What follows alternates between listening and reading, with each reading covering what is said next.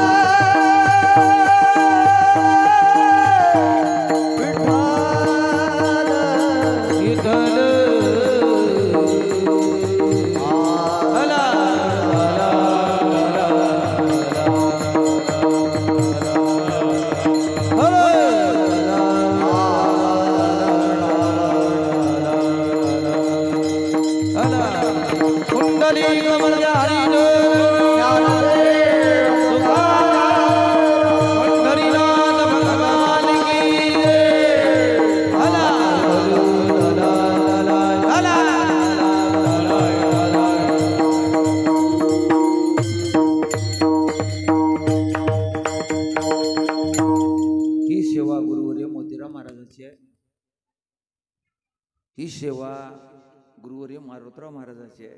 ही सेवा सद्गुरू सोपान काका महाराज ईसात करायची माझ्याकडे. सेवेसाठी निवडलेला अभंग जगद्गुरु तुकोबारायांचा आहे. अच्छा अभंगामध्ये महाराज म्हणतात माझा शेवट गोड झाला. सगळ्या गोष्टी गोड होण्यात पण शेवट गोड होणं फार अवघड आहे. तितकं सोपं नाही. महाराज कीर्तन करायला म्हणजे चांगलं असेल असं काही सांगता येत नाही का. ते शेवट गोड होणं फार अवघड आहे.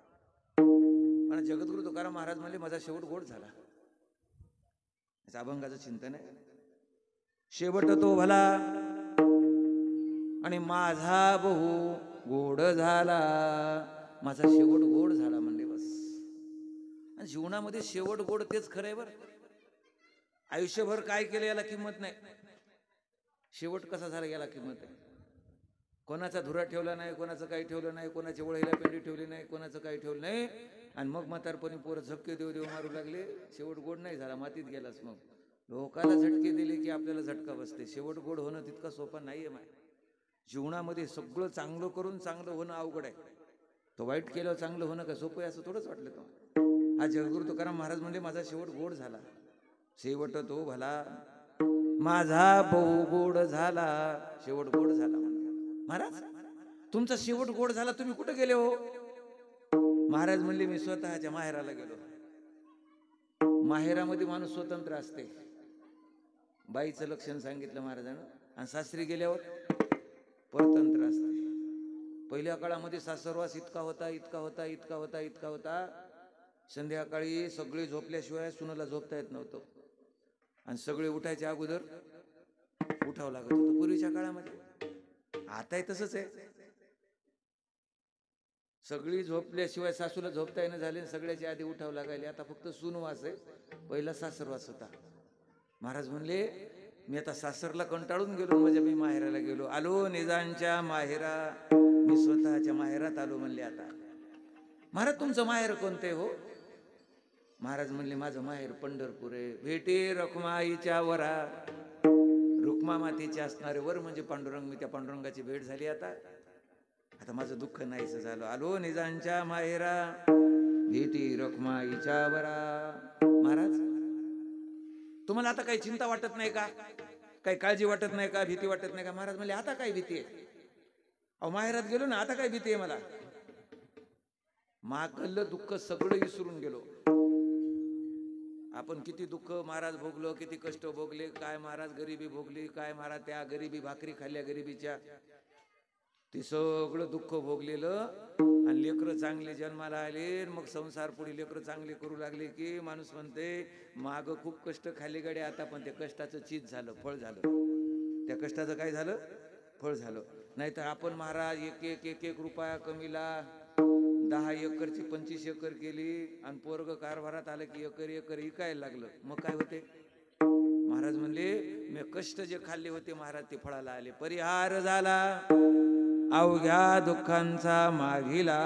माग जे काय मी दुःख भोगलं, माग जे काय मी कष्ट केले ते मात्र आता संपले, कारण का मला तू भगवंताची भेट झाली. परिहार झाला अवघ्या दुःखांचा मागीला, आलो निजांच्या माहेरा, भेटी रखुमाईच्या वरा.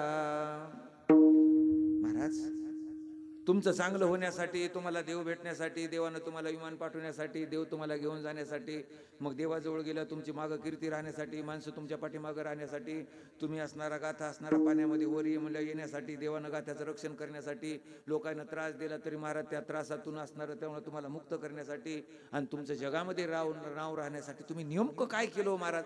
तुम्ही नेमकं काय केलं?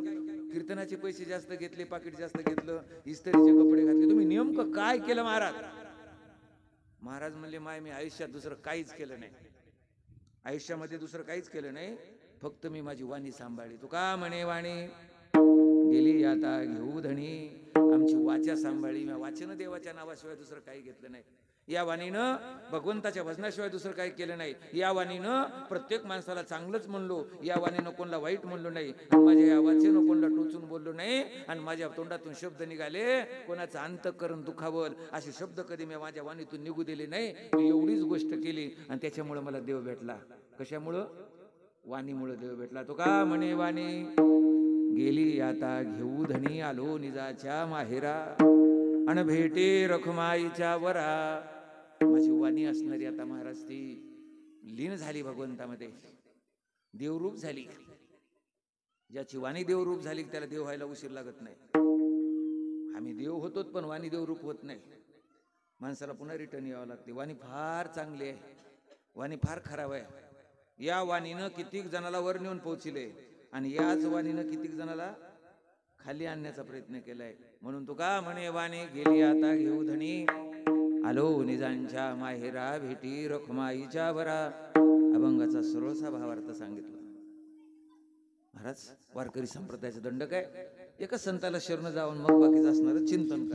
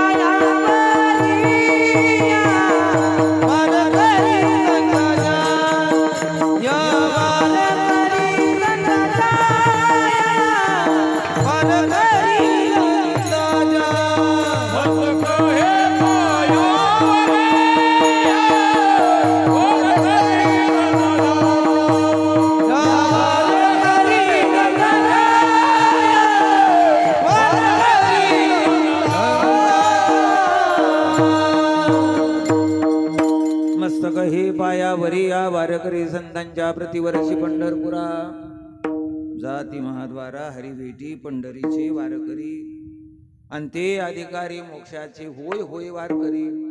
पाहे पाहे रे पंढरी. आपण सगळे वारकरी आता सगळे धरू अभंगाचं चिंतन करण्याचा प्रयत्न करू. तत्पूर्वी आजचा कार्यक्रम का सगळ्यांना माहीत असलं तरी वक्त्याचं काम आहे सांगणं कशासाठी आपण जमलो. आणि त्याला फार महत्वाचे महाराज, कारण असल्याशिवाय कार्य घडत नाही. फार महत्वाचे. तुम्ही साखर वाटा, अशी साखर वाटा खात नाहीत, साखर तुम्ही वाटा उद्या असेल सकाळी असं रोडावर व्हा, साखर वाटा लोक खात नाहीत. साखर विचारतात कशाची आहे, त्याला म्हणा ऊसाची आहे. साखर कशाची आहे? सगळ्याला माहिती आहे साखर ऊसाची आहे, पण तुम्ही वाटा ते लोक खात नाही. साखर विचारतात कशासाठी आहे, साखर का वाटाय. साखर वाटायची असेल तर कारण लागते. मग आता एवढा कार्यक्रम करायचा म्हणजे कारण लागतेच ना. मग कशाचा कार्यक्रम आहे? आपल्याच गावातील थोर व्यक्ती 10 भावाचा परिवार, आता त्याच्यातले 2 गेले, 8 शिल्लक राहिले. बरोबर आहे? 10 भाऊ बघा ना तुम्ही. नाही साधी गोष्ट आहे हो. 10 भावाचा मोठा, 2 माईचा विस्तार, 10 भाऊ आहेत. त्यापैकी 2 गेलेत. त्यापैकी ज्यांचाच गोड जेवण आहे ते गोविंदरावजी महाराज सखारामजी राठोड यांच्या गोड जेवणानिमित्तानं असणारी सेवा आहे. त्यांना 2 मुलं आहेत, 2 मुली येतात. नावं पण तशीच ठेवली महाराज. खरंच एकाच नाव साहेबराव ठेवलं, एकाच नाव आबाजी ठेवलं, मुलीचं नाव रुक्मिणबाई ठेवलं आणि एका मुलीचं नाव बबिताताई ठेवलं. आणि नावं पण तशीच ठेवली. म्हणून त्या असणारं गोड जेवणानिमित्तानं असणार माझ्याकडे आलेली सेवा आहे. अभंग जगद्गुरु तुकाराम महाराजाचा आहे. तुकोबारायासारखा साधू नाही, खरंच नाही. वारकरी संप्रदायाचा मूळ पाया म्हणजे कोण आहे? तुकाराम महाराज. लक्षात राहू दे जा. पाया पक्का असला पाहिजे. काय असला पाहिजे? संप्रदायाचा काय पक्का असला पाहिजे? का शेवट पक्का? पाया असणारे संत श्रेष्ठ ज्ञानेश्वर महाराज आणि त्याचा शेवट असणारा. एखाद्यानं पायाच खोदला म्हणजे महाराज आमचे म्हणजे 3-4 वर्ष झालो पिलर उभे आहेत, मला पैसे सरले. नुसते पायाचं जर पैसे गेले तरी कामाचे नाही. आणि नाही एक जर म्हणला महाराज जमीन झाडली त्याच्यावर बिल्डिंग बांधली, ती केव्हा पडेल काही सांगता येत नाही. म्हणजे या वारकरी संप्रदायाच्या 2 गोष्टी फार महत्वाच्या आहेत. वारकरी संप्रदायाचा पाया पण पक्का आहे आणि शेवट पण चांगला आहे. म्हणजे वारकरी संप्रदायाचा सगळ्यात मोठा उंच कळस तुकोबाराय आहे आणि वारकरी संप्रदायाचा पाया संत श्रेष्ठ ज्ञानेश्वर महाराज आहे. कोण म्हणलं? मी म्हणलं ज्ञानदेव रचिला पाया उभारिले देवा दया, उभारिले देवलया, उभारिले देवलया. हे ज्ञानदेव रचिला पाया उभारिले देवालया, उभारिले देवालया, उभारिले देवालया. ज्ञानदेव रचिला पाया उभारिले देवालया, उभारिले देवालया, उभारिले देवालया. ज्ञानदेव रचिला पाया उभारिले देवालया, उभारिले देवालया, उभारिले देवालया. संत श्रेष्ठ ज्ञानेश्वर महाराजांनी वारकरी संप्रदायाचा पाया रोवला. पाया ज्ञानदेवे रचिला पाया उभारिले देवालया. हे मंदिर तयार केलं. जगामध्ये एकच मंदिर सगळ्यात उंच आहे. कोणतं ते माहित नाही आपल्याला. मग बरं जाऊ द्या करणार. जगामध्ये 22 किलोमीटर उंच मंदिर आहे एकच. ते म्हणजे संत श्रेष्ठ ज्ञानेश्वर महाराजाचा आळंदी मधला पाया आणि देऊतला कळस. तुका झाला असे कळस भजन करा सावकाश. वारकरी संप्रदायाचा कळस म्हणजे अग्रगण्य तुकोबाराय आहेत. तुकाराम महाराजांसारखा साधू नाही, त्यागी आहेत. तुकोबारायाचा त्याग पाहिला आमच्यासारख्याला घुंगडी उभं राहायची पण लाज वाटते. काय त्याग, काय त्याग, काय त्याग महाराज. प्रदव्य परणारी यांचा धरी विटाळ देव भाग्य येते घरा. महाराज म्हणले परस्त्री आणि परधन याला शिवलेच कधी नाही जीवनामध्ये, ते तुकोबाराय. लक्षात होते तुकाराम महाराज. काय त्याग असेल, काय त्याग असेल. तुकाराम महाराजाच्या जीवनामध्ये एवढा मोठा त्याग आहे महाराज, तेवढा त्याग जगाच्या पाठीवर दुसरा कोणाच्या जीवनामध्ये नाही. तुकाराम महाराजांना आपली जीभ आवरून आवरून तिला भजनाकडे लावलं. आमची भजन करता करता इकडे पळती जीभ, त्या जिभीला आवरून आवरून भजनाकडे लावलं महाराज. तुकोबारायने आयुष्यभर परमार्थ केला. दीन रजनियाची धंदा गोविंदाचे पवाडे. दिवस न कळे रात्र न कळे आणि अंगे खेळे दैवत. रात्र आणि दिवस भगवंताचं चिंतन केले. त्या तुकाराम महाराजांचा 4 चरणाचा अभंग शिवेसाठी निवडलेला आहे. 4 आज तुकोबाराय म्हणले माझा शेवट चांगला झाला बघा. शेवट चांगला होणं फार महत्वाचं. एका ठिकाणी तर महाराज म्हणे ना, शेवट गोड तेच खरं म्हणले. शेवटाची गोड तेची खरे गा. शेवट गोड होणं तेच खरं आहे. बऱ्याच जणाचा शेवट गोड झाला नाही, बऱ्याच जणाचा. माणसं सोडून द्या ना, साधारण गोष्ट आहे. वा काय कापू या तमक सोडा की नाही. विडाला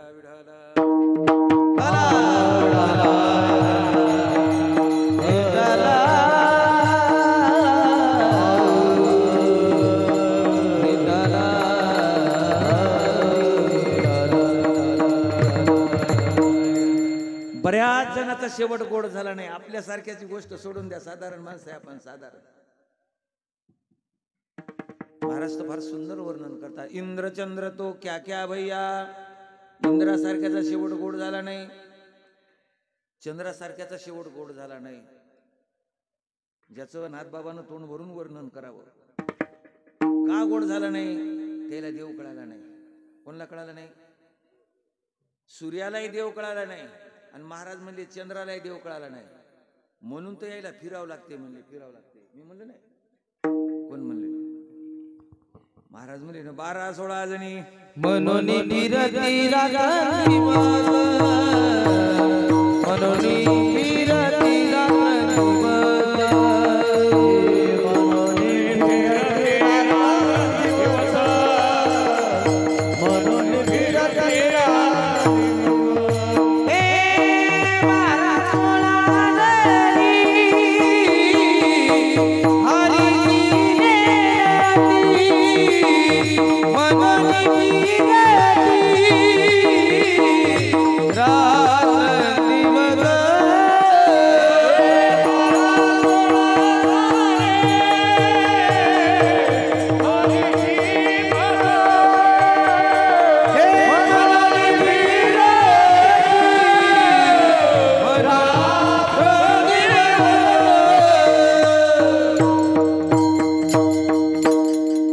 शांतीब्रह्म एकनाथ महाराजांनी वर्णन केलं. 12-16 जणी हरीशी नेनती.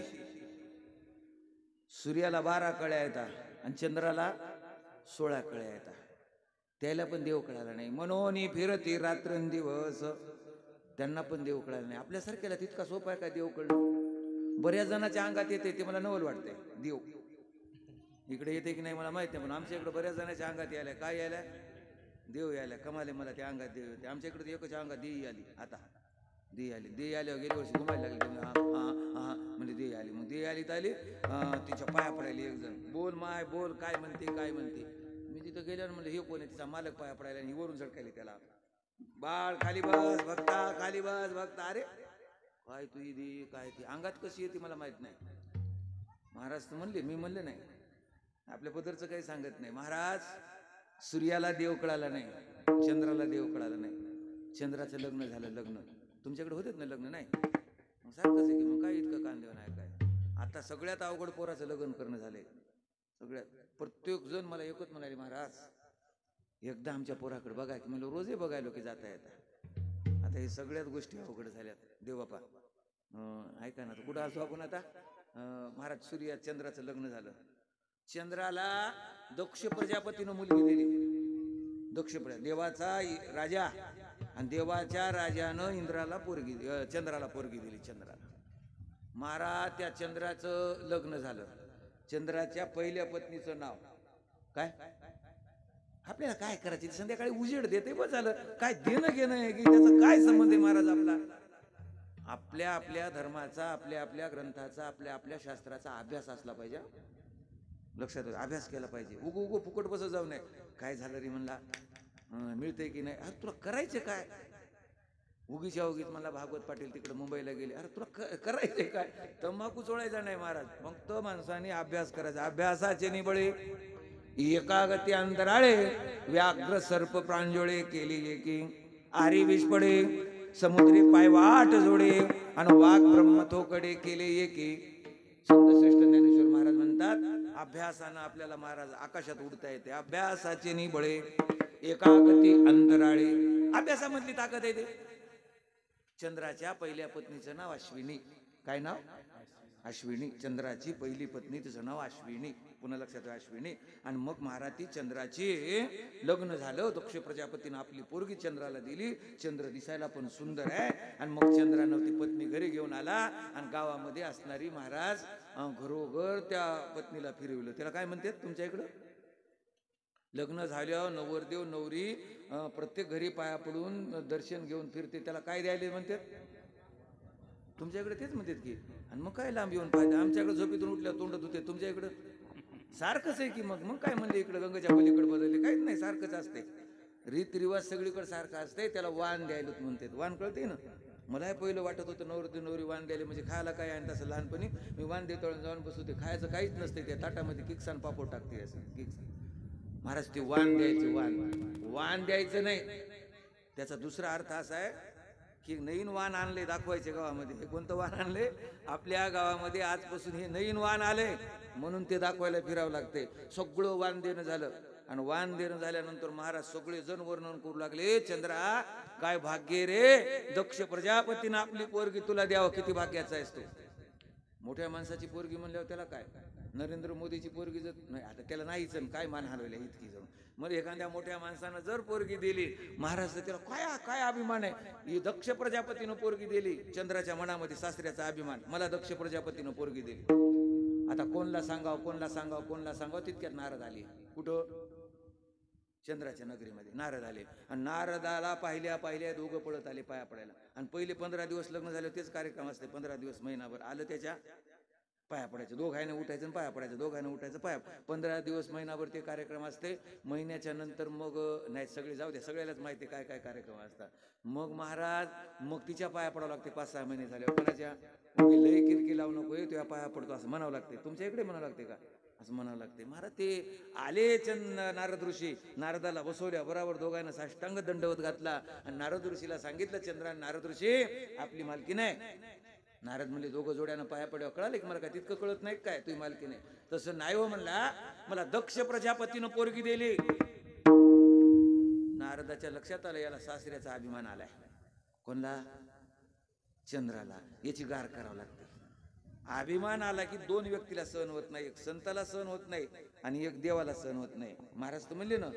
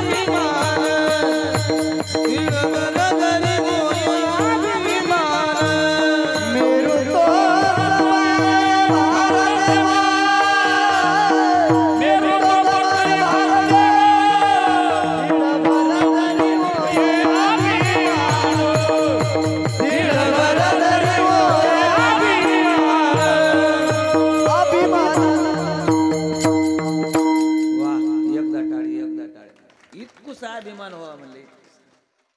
तिळभर जरी होय अभिमान, मेरू तो समान भारदेवा. नारदाच्या लक्षात आलं याला सासऱ्याचा अभिमान आलाय, पोरगी दिली. नारदानं असं पाहिलं, चंद्रा म्हणलं काय काय म्हणता महाराज, तुला सासऱ्यानं फसिलं गड्या म्हणला. आणि सगळ्यात जास्त कोणलं फसिल्यावर राग येते? सासऱ्यानं सगळ्यात जास्त फसिलं की माणसाला राग येते. सासऱ्यानं काही कमी जास्त बोललं याला राग येते. महाराज चंद्र म्हणला, मला सासऱ्यानं फसिलं? काय फसिलं? चंद्रा नंबर 2 ची पोरगी एवढी सुंदर होती रे म्हणला, तुला ही दिली. नंबर 2 ची जर पोरगी केली असती तर जगात नाव झालं असतं, इतकी सुंदर होती म्हणला. फुगलं चंद्र. मग त्या अश्विनीला बोलत होतं, महाराज तिच्या मनासारखं वागत होतं. पण ज्या दिवशी नारदानं सांगितलं तेव्हापासून तिनं पाणी टाकलं तर आंघोळ करेना, तिने जेवायला वाढले जेवणा, ती बोलू लागली तर बाहेर जाऊन बसायले. चंद्र बाईच्या लक्षात आलं काहीतरी भानगड झाली. म्हणली माहेराला गेली. आणि माहेराला गेल्या गेल्या बापानं पाहिलं, पोरगी आपली नांदून आली. म्हणली पडून गळ्याला मिठी मारली. त्याला बाप म्हणतात नाही. सगळ्यात जास्त आपल्या लेकरावर जीव लावते त्याचं नाव बाप आहे. आता या कविकर्त्यानं माईचं जास्त वर्णन केलंय, बापाचं कोण केलंच नाही. बाप विसरून जायला लागला. आणि या माईनं तेव्हापासून लेकराच्या मनात बापाची भीती घातली. बब्या ना पप्पाला सांगेल तुला मारते, तेव्हापासून त्याला वाटते पप्पा म्हणजे मारण्यासाठीच असते काय की नाही, माय सगळ्यात जास्त तारण्यासाठी असते, त्याचं नाव बाप आहे. लक्षात राहते जा. ज्या दिवशी बाप निघून गेला ना त्या दिवशी घरामध्ये कमीपणा दिसते, त्या दिवशी दिसते. जिवंत आहे तोपर्यंत कळत नाही बाप, जिवंत आहे तोपर्यंत त्याचा आधार कळत नाही. आणि ज्या दिवशी महाराज ये लोकातून परलोकात निघून गेला त्या दिवशी आपलं घर सुनं वाटतंय. बाप गेला त्या दिवशी. बापाची जागा कोणीच भरून काढू शकत नाही, कोणीच. लेकराव संकट आल्यानंतर महाराज संकटाला तोंड देण्यासाठी जर पुढे जात असत त्याचं नाव बाप आहे. पुरामदी मायाच्या काळ्या मेघवाणी दाखविना कधी कुणा डोळ्यातलं पाणी. जिजू जिजू संसाराचा गाडा हाकला पोटामधी आसू जरी कना वाकला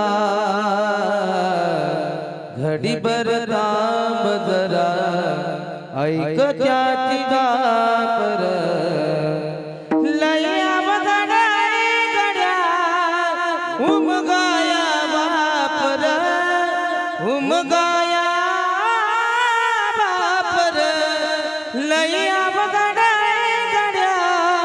उमगाया बापर उमगाया बापर बाप करी जोडी बाप करी जोडी बाप करी जोडी मोडी बाप करी जोडी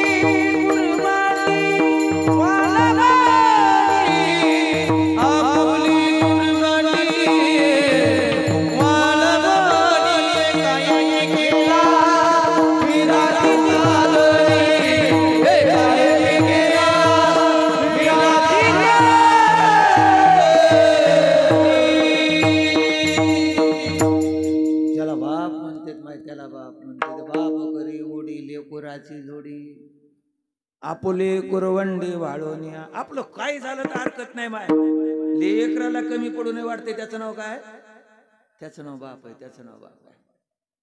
आपल्या पोरीकडे पाहिलो, पोरगी नांदून आली, बापानं कडकडून मिठी मारली गळ्याला कडकडून. ज्या दिवशी पोरीचं लग्न जमते ना त्या दिवशी बापाच्या चेहऱ्याकडे बघायचा सोयरीक जमल्यावर. ज्या दिवशी आपल्या पोरीची सोयरीक जमते त्या दिवशी बाप अन्न पाण्याचा त्याग करते. 2 चपात्या खाणारा 1च चपाती खाते. माझी बबी जाणार आहे, माझी बबी जाणार आहे, माझी बबी जाणार, त्याचं नाव बाप आहे. पोरगी नांदून आल्या बराबर कडकडून मिठी मारली, बाई बरं आहे ना माय, बरं आहे ना, बरं आहे ना माय. बापाला पाहिल्या पाहिल्या डोळ्यातून पाण्याचे थेंब त्या अश्विनीच्या गळत होते, टप टप टप टप. काय झालं माय, काय झालं, काही नाही बाबा, बरे आहेत ना मालक. हो बाबा चांगले आहेत, माणसं चांगले आहेत माझ्या घरची. मग का रडतीस बाबा, माझ्या मालकासारखा मालक नाही हो. पण नारद ऋषी भेटले तेव्हापासून मला बोलतच नाही. काय झाले काय माहितच नाही. काय झालं बाई, काय म्हणलंय नारद.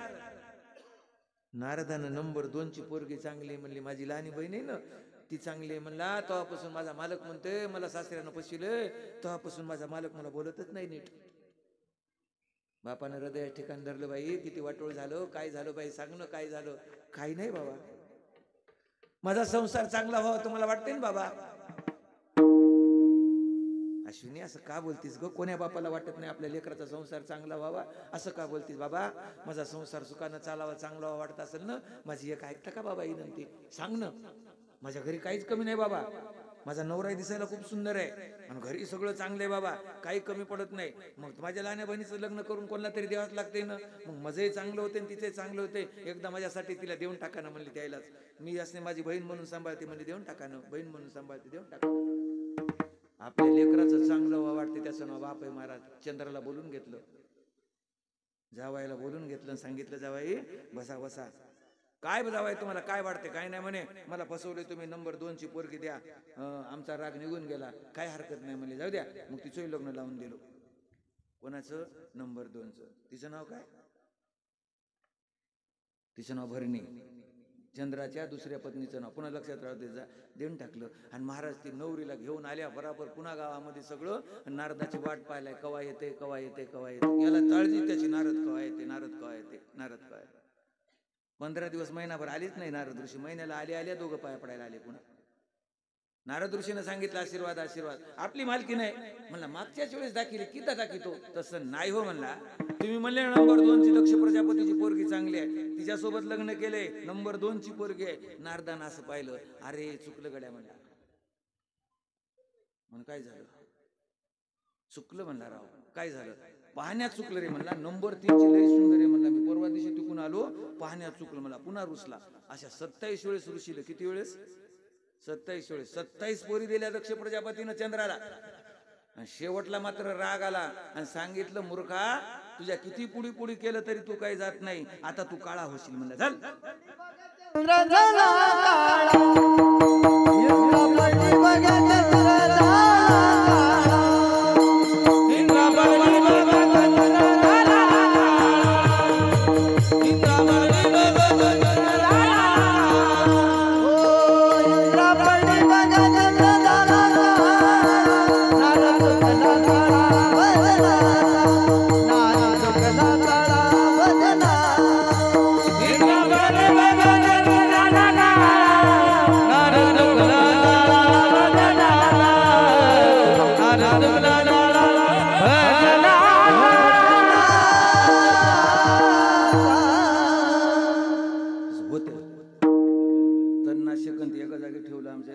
तणनाशकच मारलं कापसावर. होते कवा कवा दोन्ही एका जागी ठेवले. इंद्रा पडली भग, चंद्र झाला काळा, आणि नारद चुकला चाळा भजनाचा.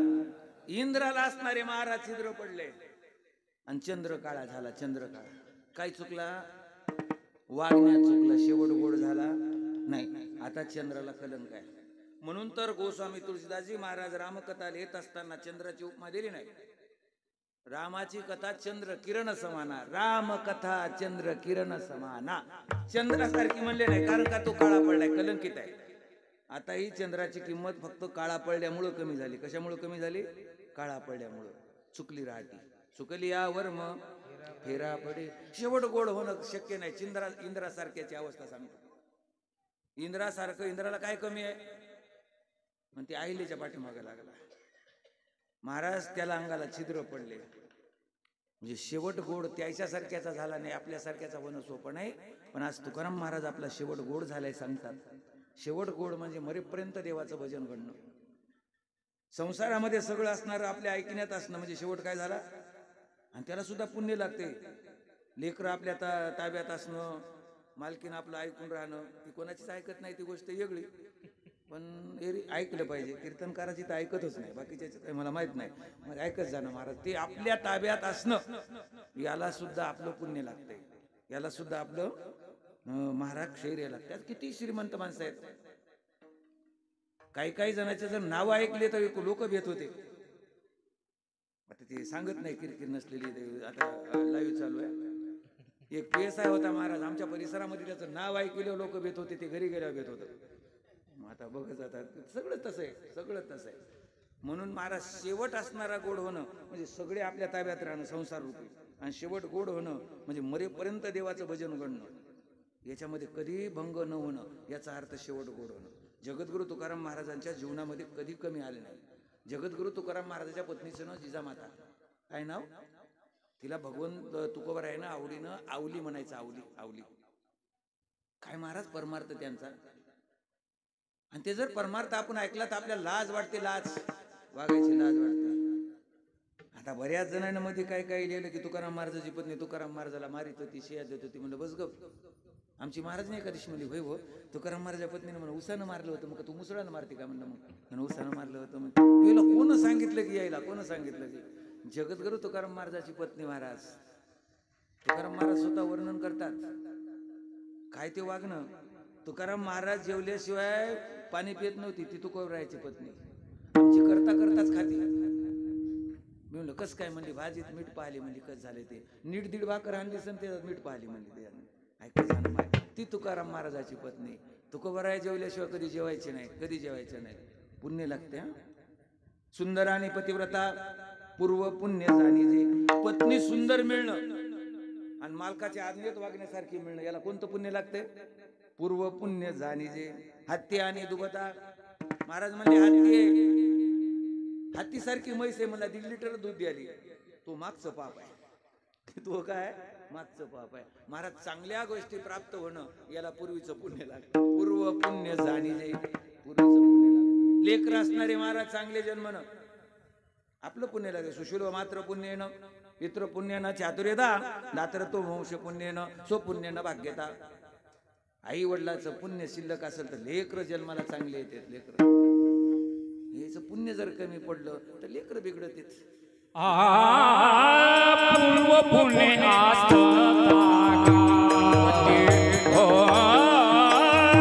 पूर्व पुणे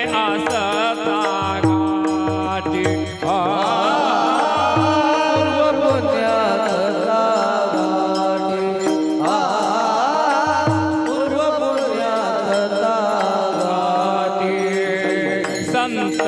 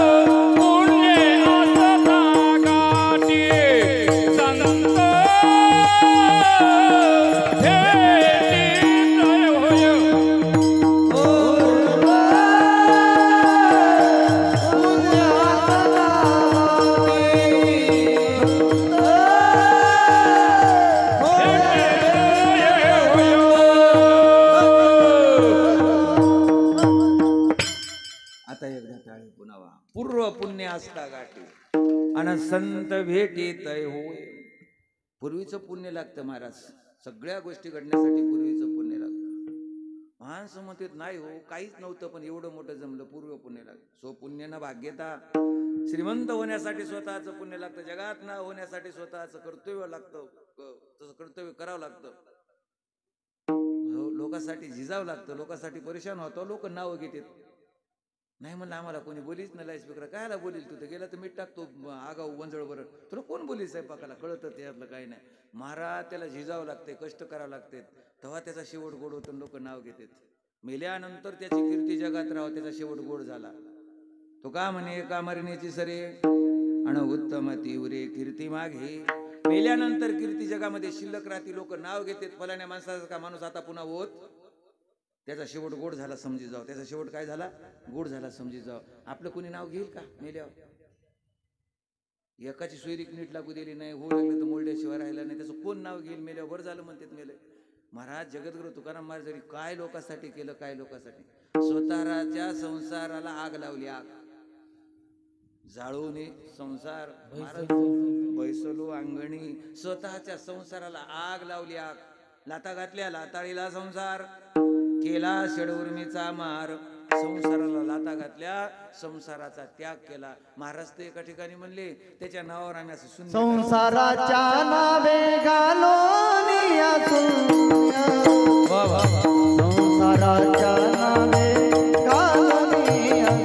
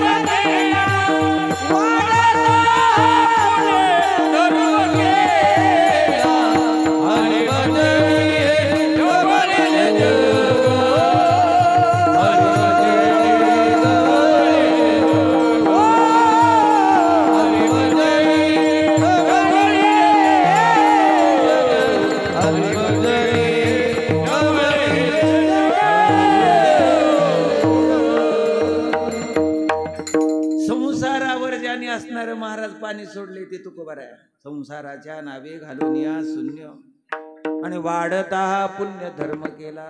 संसाराचा त्याग केला, संसारामध्ये रस नाही वाटला. शिनाला मज संसार संभ्रमे, कंटाळा आला म्हणले त्या संसाराचा कंटाळा. एका ठिकाणी तर महाराज म्हणले उलटी केली तसा संसार आम्हाला वाटायला म्हणले. बस व मन ते मनी तुका मने कडू वाटतो प्रपंच, तुका मने कडू वाटतो प्रपंच. तुका मने कडू वाटतो प्रपंच, तुका मने कडू वाटतो प्रपंच. रोकडे रमाते कंठ जाते, रोकडे रमाते कंठ जाते. सोडवीन माझा स्वामी निजयेती, सोडवीन माझा स्वामी निजयेती. रोकणे रमाचे कंठदारे, रोकणे रमाचे कंठदारे. आम्ही निजयेती, सोडविन माझा स्वामी निजयेती. तुका म्हणे कडू वाटतो प्रपंच कडू वाटतो. लोक दुसऱ्याला कडू म्हणते, लय कडू आहे म्हणला. दुसरे कडू नाही रे, तू कडू आहेस. आपण कडू आहे तो लोक आपल्याला कसे कडू आहे, आणि आपण चांगले तो लोक सुद्धा चांगले. लक्षात राहू द्यायचं, आपण खराब असले की लोक पण आपल्याला खराब, आणि आपण चांगले असल्यावर लोक पण आपल्याला चांगले. ती आपला भ्रम आहे. जसं माणूस तसं जग दिसते, त्याला दृष्टी तशी. चष्मा त्या रंगाचा आहे, दिसणं तसंच आहे महाराज, चष्मा त्या रंगाचा. एकदा पहिल्या काळामध्ये गरिबी होती, अशी खूप गरिबी. गहू मिळायचेच नाही पहिल्या काळामध्ये, खरंच मिळायचे नाही. मला कळते, शपथ कळते. आता ती गरिबी नसाव, आणि ती गरिबी आल्या याच्यातली एकही वाचत नाही आता नवीन पिढीतलं. काय गरिबी, काय गरिबी. गरिबीच्या भाकरी होत्या, अशा काळ्या जर होत्या. घरी जर पाहुणा आला तर पाहुण्यापुरत्या चपात्या करायच्या आणि बाकीच्याला भाकरीच असायच्या. आणि पहिल्या काळातले पाहुणे मस्त हुशार होते. पाहुण्यानं घरच्या माणसाला सोबत घेतल्याशिवाय जेवायचं नाही. आता माणसात सोबत नाही, ते आला की खाते, त्यालाही गरज नाही, यालाही गरज नाही. आता पाहुणा येतच आत. आणि घरचे तसे पूर्वीच्या काळातले पाहुणे, घरचा माणूस जेवायला बसल्याशिवाय बसायचा नाही. आमच्या घरी पाहुण्यापुरत्या चपात्या झाल्या तर बाबा जवळ जेवायला बसले तर आमच्या आईनं काय करायचं, खालून भाकरी वाढायची, वरून चपाती ठेवायची. वरून चपाती अर्धी ठेवायची, आणि बाबानं खालची खालची भाकरी खायची. कळू द्यायची नाही पाहुण्याला यायच्या घरी चपात्या. काय गरिबी असेल काय. पूर्वीच्या काळामध्ये गहू मिळत नव्हते, आणि एक असणारी गरिबी बाई, आणि गव्हास त्या चपातीसाठी पोरगं रडू लागलं, माय मला चपाती पाहिजे, चपाती पाहिजे. मोठा श्रीमंत माणूस होता, बळदानं त्याचे गहू असायचे, असे रस्त्यानं बळद असायचे पहिल्या काळात. पण त्याची दादागिरी होती, कोणाचा लागच नव्हता त्या बळदाला हात लावायचा. अशा पहिल्या काळात दादागिरी होत्या, त्या बंद झाल्या आता दादागिऱ्या. पण कोणही दादागिरी करावं पहिल्या काळामध्ये. आता ते बंद झाले. आता बरं आहे, त्या काळामानानं बरं आहे काहीतरी गोष्टी.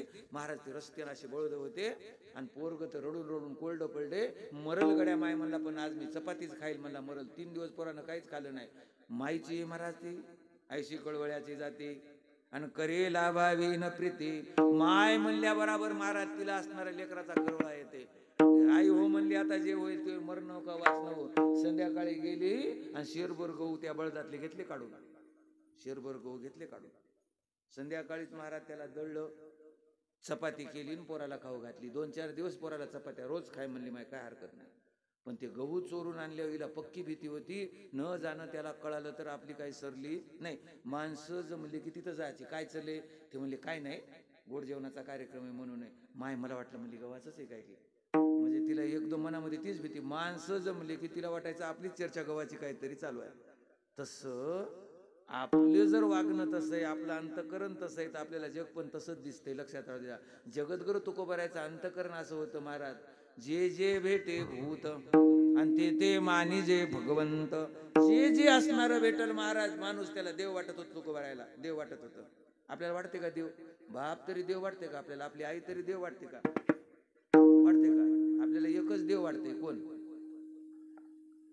हा, आता कळालं सगळ्याला, सांगायची गरजच नाही. महाराज देवानं काय काय गोष्टी बऱ्या केल्या. दीपक महाराज कोण? देवानं काय काय गोष्टी बऱ्या केल्या. कारण का प्रत्येकाला संकटाला मदत करण्यासाठी देवाला धावून येणं होत नाही. प्रत्येकासाठी होते का येणं? याच्यासाठी ते माणसं काय थोडे आहेत काय? इतकी करोड जनता आहे आणि तितक्यासाठी माणसाला धावून जाणं होत नाही. संकट पडल्यानंतर त्याला पाठीमागं घालण्यासाठी देवानं बाप दिला. कोण दिलं? बाप दिला. आपल्या लेकरावर संकट पडल्यावर स्वतःच्या अंगावर संकट घेईल, पण लेकराला बाजूला मागं घालते त्याचं नाव बाप. त्यासाठी बाप दिला. लक्षात राहू द्यायचा. एखाद्यानं चांगलं काम केलं, चांगलं काम केल्यानंतर त्या तोंडावर हात फिरवणं, त्याची माया करणं, बरं झालं बापा तो चांगलं काम केलं. मग आता देवाला प्रत्येकाच्या तोंडावर हात फिरवायला येणं होते का? म्हणून आई दिली. कोण दिली? आई दिली. लेकरानं थोडंसं काम चांगलं करा, माय तोंडावर हात फिरते, माया बब्यासारखा बब्याच नाही म्हणजे हात फिरते तोंडावर.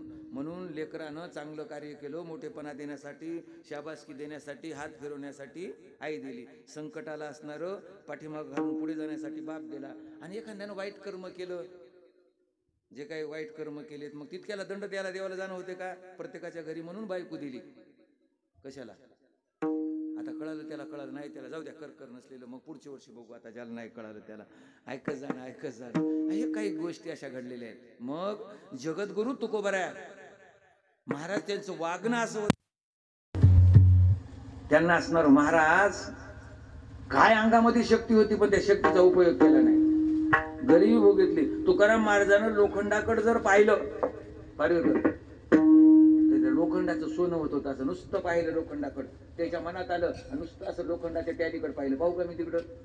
नको, कर नसलेली, जाऊ द्या. महाराज नुसतं असं त्या लोखंडाकडे जर पाहिलं तुकोबरायानं, तर लोखंडाचं सोनं होत होतं. ही नजरेतली ताकद होती, पण त्याचा उपयोग केला नाही. आणि ते जर आमच्या जवळ असतं महाराज लोकांजवळ, कळत काही नाही, पण आम्ही पाणी सांगायलो. आता काही कळत नाही, शपथ काही कळत नाही, पाणी सांगायलो. महाराज लोक आता काय काय सांगायलेत मला काय सांग. महाराजानं भस्म दिलं की यायला लेकरं व्हाले, त्यालाच नाही. जे भस्मध्ये आले त्यालाच लेकरं नाही, पण हे दुसऱ्याला गुण यायलेत. कशी यायलेत मला माहित नाही. गुण येणारे येडे काय देणारे येडे मला हे कळत नाही.